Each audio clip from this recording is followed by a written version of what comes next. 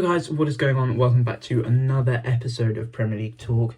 What a game week it was. Incredible. Some results that went this one way, didn't go another, and just in general, like some surprises, some upsets. Incredible. As usual, we'll just run through the results and then we'll pick out some games to talk about. So we'll start with Friday night. Chelsea and Fulham drew 0-0 in the West London derby. Yesterday was a very, very interesting day. Obviously, Everton getting their first win since October. They beat the league leaders Arsenal in what was a very surprising game. Arsenal's first loss since September in the league. Villa lost 2-4 to Villa lost 4-2 to Leicester at Villa Park, which was, not something I was expecting. Brentford smashed Southampton 3-0. Pretty comprehensive win for them. Brighton narrowly beat Bournemouth, but Mitoma, what a goal that was. If you haven't got him in your fantasy teams, get him in because he is a point getter. Man United held on with 10 men to beat Palace. Casemiro got sent off in that one. Wolves thumped Liverpool to pile the misery on them. It was a shocking performance from Liverpool. Absolutely woeful. Trent Alexander-Arnold, if someone tells me he can defend, seriously not. I think he's a great right back, but he's an attacking right back. He's a right wing back, not a right back. He needs to work on his defending, but yeah. Wolves absolutely thumped the Reds at Molineux. And Newcastle and West Ham drew 1-1 in what was a pretty weird game. Newcastle took the lead in the first minute, got disallowed. Joe Willock, VAR ruled it out. 2 minutes later in the third minute, Callum Wilson comes up with the winner, with the first goal. What am I about? And then in the 32nd minute, Lucas Paqueta equalised for West Ham. So crazy in that one. Today, pretty substandard. Forest beat Leeds 1-0. Keylor Navas with an absolute blinder on debut. It was incredible from him. Forest somehow managed to hold Leeds out. And then upset of the weekend, I would say, in my opinion. Now, I wouldn't say upset of the weekend, that's Everton Arsenal, but pretty close to it was Spurs beating Man City 1-0 to make sure the gap stays at 5 points between Manchester City and Arsenal going into their big game next week on Wednesday. Pretty crazy. But the games we're going to talk about are Chelsea versus Fulham, Arsenal versus Everton, and then we are also going to talk about the Man City Spurs game. So we will start with Chelsea versus Fulham. It finished 0-0.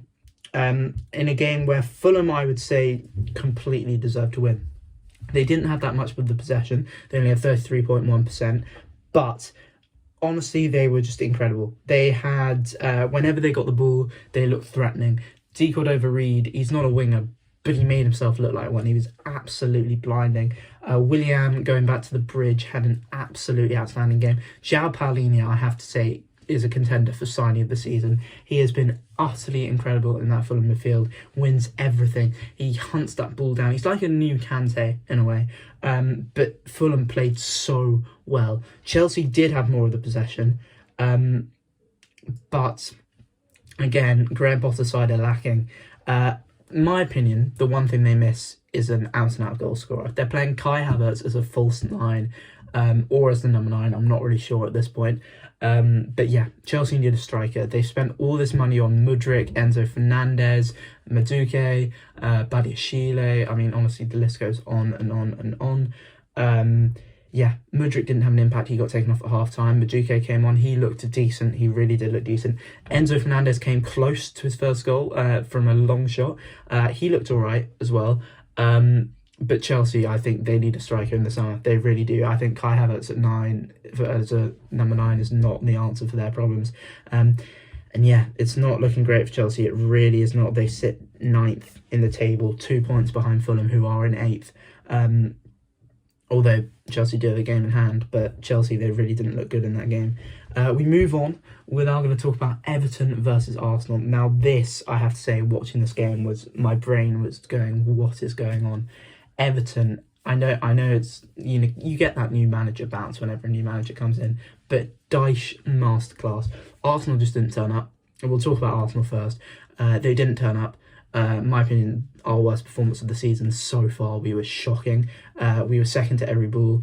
Everton completely deserved it, and they, in a way, you could say they played us off the park. I don't know why he took Partey off. I think he wanted to bring Jorginho and see how he could impact the game, but after Partey went off. Obviously, they scored straight away after Partey went off. Our passing was just so much slower. We didn't really have that control in the midfield that we seemed to have beforehand, and we were getting overrun. And we were having to use Trossard and Saka a lot more. Trossard looked threatening, he really did, but he didn't really have that much of an impact. Saka went missing in this game. I think Mykolenko had him in his pocket. Mykolenko was my man of the match, in my opinion. But yeah, what can we say? Everton were phenomenal. Seriously, considering that was their first win since October, they were absolutely phenomenal. Andre Onana in that midfield, what a buy that was from Lille. He was winning everything, dominating that midfield. The passion as well. Every ball he got to, every clearance he made, every tackle he made, he was celebrating like he scored a goal. It was utterly incredible from Everton. Tarkowski getting the winner, obviously the corner in the 60th minute.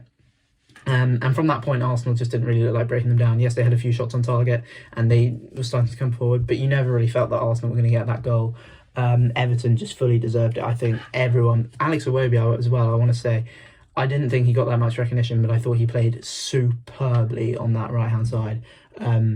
Yeah, and I mean, it's a great boost for Everton. They're out of the relegation zone for the first time in months, I think. Actually, I think they're back in 18th today because of the Forest result. But yeah, it's a great result for Everton. Yeah, what else can be said? I mean, Dyche, it remains to be seen. My opinion is it's all good doing it in your first game under a manager when there's a bounce, everyone's behind you, you get into it, but they've got to now consistently keep that form going for the rest of the season. They've got 17 more games to play, 17 more games to stay up for survival. They are currently in the relegation zone, although they are level on points with 17th Leeds, but they have played a game more, so they could end up being 3 points behind. But Everton, great result for them. And finally, today, Spurs somehow beating Manchester City. Conte wasn't even on the touchline. He's obviously had a medical issue. He's been away from the club for a while. He had surgery. He wanted to be there for the game, but his doctor said, no, don't go because you would get too excited. Yeah, Harry Kane breaking Jimmy Greaves' goal-scoring record. He is now, not breaking it, setting a new one. He equalled it last time out against Fulham. Yeah, now Tottenham's record goal scorer. What a player he really is. Spurs look like a completely different team to the team we've seen them be in the past few weeks. They were first to everything. Absolutely tore Manchester City's defence apart. Son, Kane and Kulusevski, it was like the end of last season, those three. They were utterly phenomenal. I think that's Son's best performance of the season. I know he didn't score, but he was threatening all the time. And realistically, Spurs should have had more. Yeah, I don't know. City missed a huge opportunity here. They had the chance to go 2 points behind Arsenal because obviously Arsenal lost yesterday. The gap remains 5 points. My problem with City is that you're starting to see the impact that Erling Haaland is having. Now, obviously, I know we've seen it. He's the top scorer in the league. He's going to walk the Golden Boot. And he's bought goals. No way. Yeah, that's obvious. But he's isolated. And it seems as though City are now... It's either Erling Haaland or nothing in terms of getting goals. It's always looking for Haaland. You think back to last season, they had Jesus. They played Bernardo Silva as a false nine. Jesus was on the right, either Foden, Sterling on the left or Grealish. They always had different avenues to go down. But now it feels very focused on Haaland, as if you don't get it to him, you're not going to score. And I think City need to find a way around that because realistically, and it's what Spurs did perfectly here, it's what Man United did a couple of weeks ago, you keep Erling Haaland out of the game, you keep City out of the goals. So they've got to find a way around that. I think Pep's going to see that as well. He needs to see that because this isn't the Man City team we've seen of old. I don't think this is a team that can go on a 15-game winning streak and just walk the rest of the league. They are going to slip up as well. Like Arsenal will, this title race is going to get very interesting from this point. But I'm not ruling out them going and thumping whoever they play on the weekend 5-0. I think that will happen. But that Arsenal game next week is going to be very, very interesting to watch. So keep an eye on that one. But yeah, anyway, this has been the Premier League Talk, guys. Thank you very much for watching. I'm sorry it's been a while. I know I did a transfer video a couple of days ago, and I didn't do an update after deadline day. But yeah, Premier League Talk, what a game week. We'll be back for the weekend, and this weekend I'm actually going to Southampton versus Wolves, so keep an eye out for that vlog. But we will see you next week. Thanks for watching. See ya.